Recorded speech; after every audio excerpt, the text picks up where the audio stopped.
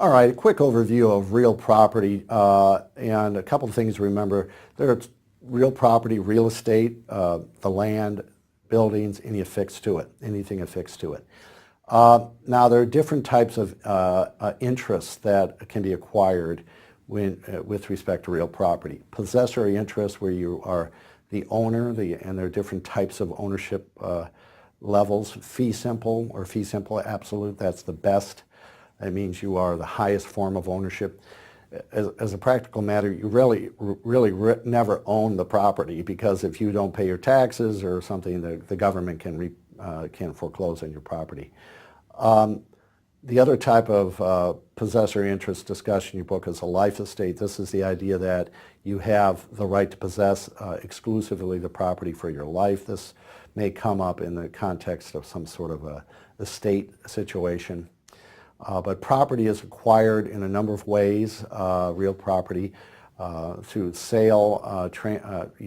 Again, this is a type of contract that must be in writing, so that's why you have deeds, different types of deeds. Warranty deeds are the best. Typical deed is a quick claim deed, where a person transfers whatever the interest they have in the property, so there's no real warranty, no guarantee of what the interest has.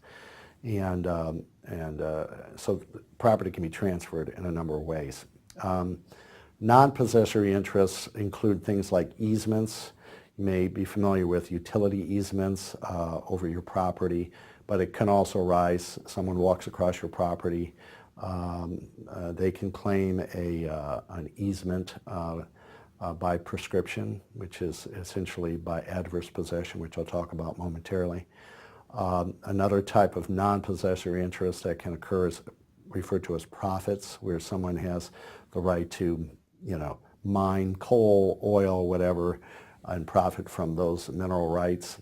Licenses, where you can allow somebody, by giving them a limited license, to use your property, maybe to get down to across your land or something. These types of non-possessory interests are normally in writing. They normally will be in your deed or some other writing, and they can be transferred again by deed. But they can arise through use over a certain period of time. Certain types of joint ownership you should be aware of. The most common, joint tenancy with right of survivorship. This is where more than one person or entity owns a piece of property. And if one of the persons passes away or dissolves or whatever, their interest goes to the remaining tenants. So that's joint tenancy with right of survivorship. It's a way some people used to get around probate, so they put their property in a joint tenancy. Tenancy in common is the idea that you have more than one owner, but if one of the owners passes away, their interest goes to their heirs, their children, or survivors. So that's another type of joint ownership. Adverse possession. Now, this is kind of a bizarre concept where if someone uses your property, is open about it, there's a number of requirements you'll see. Open, notorious, continuous for a period of time as stated by state law, they can actually acquire ownership of a portion of your property. This typically arises in boundary disputes. Someone has been using your property and you don't do anything about it. After a period of time, they can claim ownership of that. So it depends on the state. How much time is required? State of Washington, normally 2 years. But it's important to be aware of that if somebody's using the property to eliminate that somehow, either by litigation or changing, giving them a license would do it, perhaps, because it would be adverse because you've given them a license to do that. Eminent domain, very powerful tool the government has to condemn property for public use. And this is very controversial. The Constitution gives the government power to do this, to condemn property for public use, provided you're paid just compensation. Now, what is public use? Public use is whatever the legislative body deems public use. So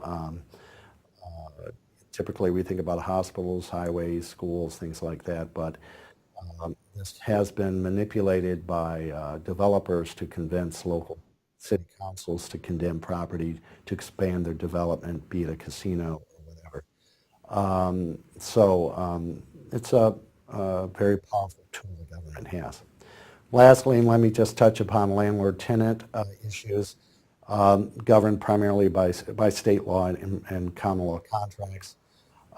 State of Washington, we have a resident landlord tenant law. There's a great website that I've posted